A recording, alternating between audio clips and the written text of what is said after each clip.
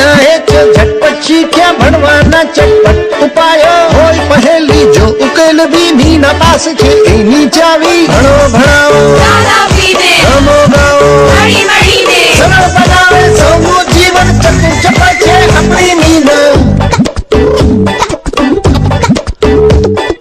અંગ્રેજી કે તાતા ભિન્ન હોય ભલે ઘડિયા ગણવાના ગમે તેવા હોય અઘરા સવાલ મીના કરજે બધ ખુશહાલ ભણો ભણાવો સરળ બનાવે સૌનું જીવન ચતુર ચપળ છે આપણી મીના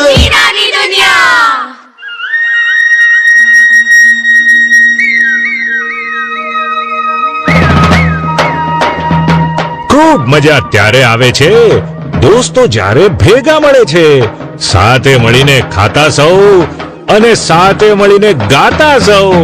સમય આમ વીતે હસતા હસતા તમને સૌને મારા પ્રેમ ભર્યા નમસ્તે. છે ને સરસ મારી નવી કવિતા? ચાલો હવે મળીએ મીનાને. મીના પણ આજે બહુ જ ખુશ છે.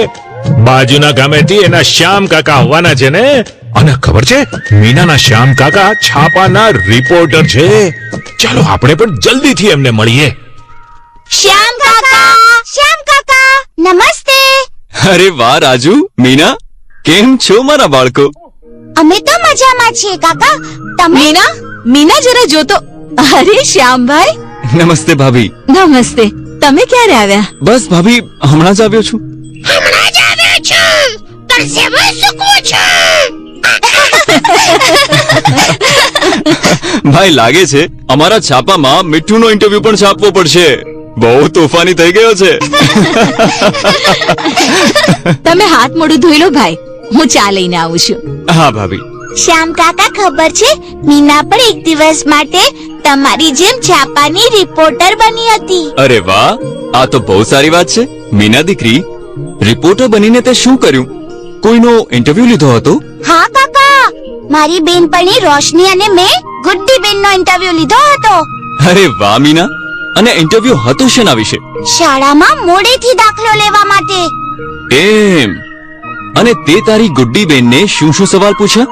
અમે એમને પૂછ્યું કે યોગ્ય ઉંમરમાં દાખલો ન લેવાથી તમને કઈ કઈ મુશ્કેલીઓ થઈ, તમે શાળાના કાર્યક્રમોમાં ભાગ કેમ નહોતા લેતા, જ્યારે તમારા પિતાજીએ તમારી શાળા વચ્ચે જ છોડાવી દીધી તો તમને કેવું લાગ્યું? ભાઈ વાહ, સવાલ તો તે બિલકુલ સાચા પૂછ્યા છે. ખબર છે કાકા, અમારા સવાલના જવાબ આપતા આપતા ગુડ્ડી બેનની આંખોમાં પાણી આવી ગયા હતા. અરે ભાઈ, કોની આંખોમાં આંસુ આવી ગયા હતા? આલો ભાઈ ચા. ભાભી તમે જોજો, એક દિવસ આપણી મીના બહુ મોટી રિપોર્ટર બનશે. સારું સારું ભાઈ, હવે તમે ચા પી લો, નહીં તો વાતો વાતોમાં આ ચા ચોક્કસ ઠંડી થઈ જવાની. શું ભાભી, ખાલી ચા? મારી મનપસંદ જલેબી ક્યાં છે? હમણાં મંગાવું ભાઈ. મીના, રાજુ, આલો પૈસા અને ભાગીને લાલાજીની દુકાનેથી ગરમા ગરમ જલેબી લઈ આવો. ઠીક છે માં. મીના અને રાજુ લાલાજીની દુકાને પહોંચ્યા. લાલાજી, 250 ગ્રામ જલેબી આપો. થોડી વાર લાગશે મીના, તું ત્યાં બેસ, હું 5-10 મિનિટમાં ત્યાં જ મોકલું છું જલેબી. ચિંટુ, ચિંટુ! જી શેઠજી. ચાલ જલ્દીથી જલેબી તૈયાર કર. જી શેઠજી. મીના અને રાજુ લાલાજીની દુકાન સામે મૂકેલી ખુરશીઓ પર જઈને બેસી ગયા. થોડી જ વારમાં ચિંટુ મીનાને જલેબી આપવા આવ્યો. આલો તમારી જલેબી. ચિંટુ, મારું નામ મીના છે અને આ છે મારો ભાઈ રાજુ. તું અહીં નવો આવ્યો છે? હા, પહેલા તો અમે તને અહીંયા ક્યારેય નથી જોયો. હું બાજુના ગામેથી આવ્યો છું. તારી ઉંમર કેટલી છે ચિંટુ? 10 વર્ષ. તું શાળાએ નથી જતો? હવે નથી જતો. કેમ? હવે કેમ નથી જતો? નહીં તો શું, શાળામાં તો કેટલી મજા આવે છે. અમે બધા ભણીએ છીએ, નવી નવી વાતો શીખીએ છીએ, રમીએ છીએ, ગીતો પણ ગાઈએ છીએ. મીના, રાજુ, ખબર છે મેં પણ ગયા વર્ષે મારી શાળાના કાર્યક્રમમાં ગીત ગાયું હતું. ચિંટુ, તું તારી શાળા છોડીને અહીં લાલાજીની દુકાનમાં, તને શાળાએ જવાનું મન નથી થતું? બહુ મન થાય છે મીના. મને શાળાની, મારા દોસ્તોની બહુ યાદ આવે છે. પણ એ મારા બાપુ અહીં આ દુકાનમાં. અરે ચિંટુ, કેટલી વાર કહ્યું તને કે ગ્રાહકો સાથે વાત કરવાની કોઈ જરૂર નથી. જા જા, સામે ચા આપ્યા. જી શેઠજી, મને જવું પડશે મીના. અને ઘરે પહોંચીને મીના અને રાજુએ શ્યામ કાકાને બધી વાત કહી તો તેઓ બોલ્યા, શું લાલાજીની દુકાને કામ કરનારો એ છોકરો હજી ફક્ત 10 વર્ષનો છે? હા કાકા. અચ્છા, એનો અર્થ એમ કે લાલાજી એક બાળ મજૂર પાસે કામ કરાવી રહ્યા છે. શું નામ કહ્યું તે છોકરાનું? ચિંટુ. કાકા, ચિંટુનું શાળાએ જવાનું પણ છૂટી ગયું. ચાલો બાળકો, ક્યાં કાકા? લાલાજીની દુકાને. હું એમને સમજાવીશ કે બાળ શ્રમ એટલે નાના બાળકો પાસે કામ કરાવવું એક કાનૂની અપરાધ છે. મીના અને રાજુ શ્યામ કાકાને લાલાજીની દુકાન તરફ લઈ ગયા. દુકાનની નજીક આવતા મીનાએ શ્યામ કાકાને કહ્યું, શ્યામ કાકા, ત્યાં જુઓ, પેલો રહ્યો ચિંટુ. લાગે છે કોઈને ચા આપવા જાય છે. મીના, રાજુ, તમે બંને ભાગીને ચિંટુ પાસે જાઓ અને આ ડાયરીમાં એનું નામ, એના માતા પિતાનું નામ, ઘરનું સરનામું વગેરે બધું જ લખી લો. ત્યાં સુધી હું જરા લાલાજીને મળીને આવું છું. અને કહો લાલાજી, શું ખબર છે?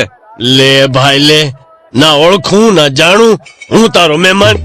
અરે કોણ છો ભાઈ, ને મને કઈ રીતે ઓળખો છો? અરે તમને કોણ નથી ઓળખતું લાલાજી? તમે તો એ જ પ્રખ્યાત દુકાનદાર છો ને, જે ગેરકાયદેસર કામો કરે છે. શું બોલો છો ભાઈ? હું અને ગેરકાયદેસર કામ? કેમ, બાળ શ્રમ ગેરકાયદેસર નથી? બાળ શ્રમ? હાજી, બાળ શ્રમ એટલે નાના બાળકો પાસે મજૂરી કરાવવી. ચિંટુની વાત કરું છું હું. અરે તો હું શું કરું? એનો બાપ મારે ત્યાં નોકરી કરતો હતો, કરજો લીધો હતો એને મારી પાસે. હવે એની તબિયત ખરાબ છે તો એણે એના ચિંટુને મોકલી દીધો મારી પાસે કામ કરવા. સમજ્યા? જબરજસ્તી નથી રાખ્યો ચિંટુને નોકરીએ. હા, પણ ગુનો તો ગુનો છે લાલાજી. ચિંટુની ઉંમર શાળાએ જવાની, ભણવા ગણવાની છે, નહીં કે મજૂરી કરવાની. અરે પણ તમે કોણ છો મને જ્ઞાન આપવા વાળા? છાપાનો રિપોર્ટર. શું? રિપોર્ટર? હાજી, અને કહેતા હો તો તમારી પણ ખબર છાપી દઉં કાલના છાપામાં, ફોટા સાથે. પછી પોલીસ જ પૂછશે બાકીના સવાલો. એવો ગજબ નહીં કરતા ભાઈ સાહેબ.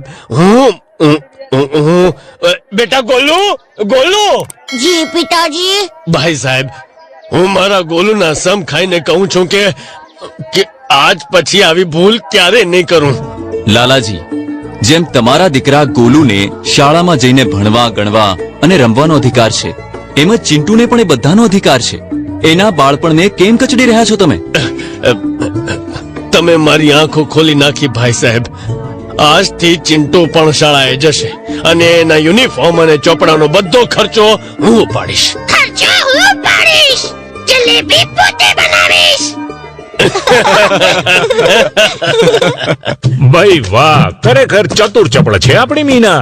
આજે એને આપણને બધાને એ શીખવી દીધું કે બાળકો પાસે મજૂરી કરાવવી ના તો ફક્ત કાયદાની નજરમાં ગુનો છે, પણ એ માનવતા પ્રત્યે પણ એક ગુનો છે. સરળ બનાવે સૌનું જીવન, ચતુર ચપળ છે આપણી મીના. ચાલો હવે જોઈએ કે આજે મીના અને મીઠું શું નવું કરે છે. બહુ જરૂરી વાત કહું છું, બધા રાખજો યાદ. બાળકો પાસે મજૂરી કરાવી છે બહુ મોટો અપરાધ. ભાઈ વાહ, શું કવિતા લખી છે મીના અને મીઠુએ. ચાલો હવે સાંભળીએ એક મજાનું ગીત.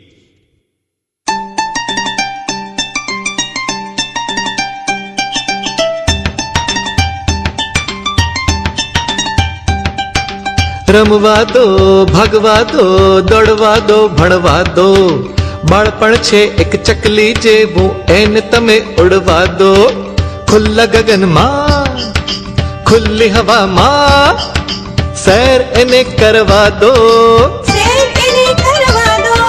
બાળપણ છે એક ચકલી જેવું, એને તમે ઉડવા દો.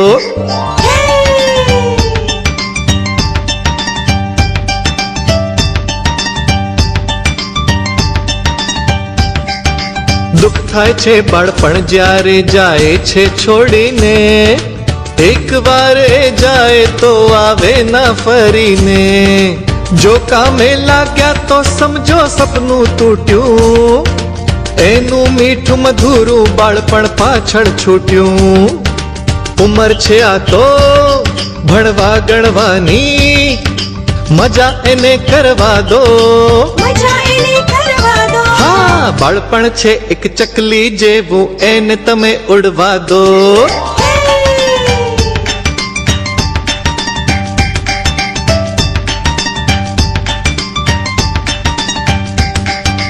કેવા સપના છે ભર્યા આંખોમાં એની તમે પૂછજો ક્યારેક પાસે બેસી એની બાળપણના આ દિન છે સૌથી ખૂબસૂરત એને આપો એ સર્વ જેની છે એને જરૂરત એને સ્મિત દો એને ખુશી દો જીવનના સપના દો જીવનના સપના દો હા બાળપણ છે એક ચકલી જેવું એને તમે ઉડવા દો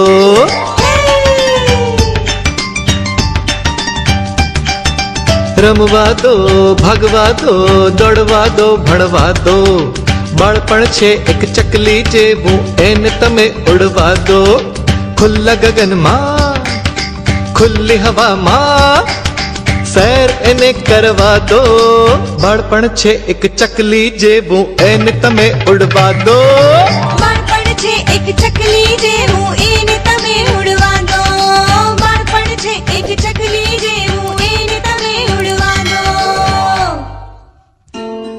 ગીત સાંભળીને તો મજા આવી ગઈ. હવે જઈએ? હા હા બિલકુલ સાચું. હવે જઈએ રમવા મીનાના વર્ગમાં. બાળકો આજની રમત છે બહુ મજાની. ભેદ ખોલવાનું છે એનું જે બેઠો છે વચમાં છુપાઈને. હું તમને બધાને 4 મીઠાઈઓના નામ કહીશ. એ 4 મીઠાઈઓમાંથી એક મીઠાઈ કોઈ ખાસ કારણે બાકી 3 થી અલગ છે. તમારે મને એ અલગ મીઠાઈનું નામ કહેવાનું છે. તો શરૂ કરીએ આજની રમત. હા બેન. તો એ 4 મીઠાઈઓના નામ છે લાડુ, રસગુલ્લા, બરફી અને ગુલાબ જાંબુ.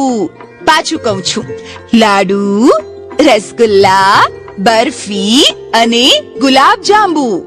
હવે વિચારીને કહો, આ ચારેયમાંથી કઈ મીઠાઈ છે જે બાકી 3 થી અલગ છે? લાડુ. લાડુ કેવી રીતે અલગ છે દીપુ?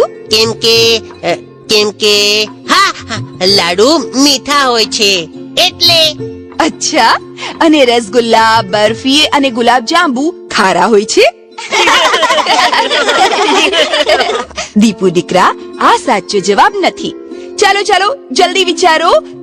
લાડુ, રસગુલ્લા, બરફી કે ગુલાબ જાંબુ? હું કહું બેન, હા હા મીના, કે સાચો જવાબ છે બરફી. બિલકુલ સાચું મીના.